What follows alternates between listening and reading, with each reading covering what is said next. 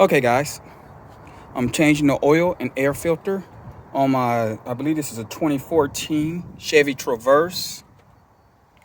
Here's where your air filter is. You see how I had to take everything off at the same time? These are the bolts right here. Let me get the size of that.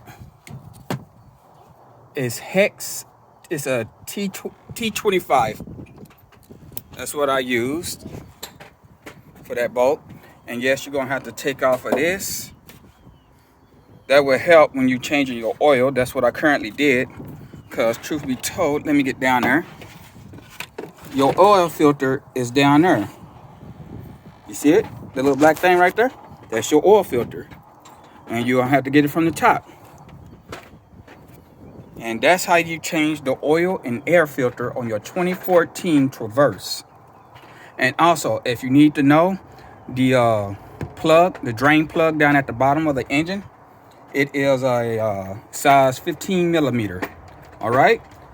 Good luck, boys and girls. I hope y'all are able to get it done.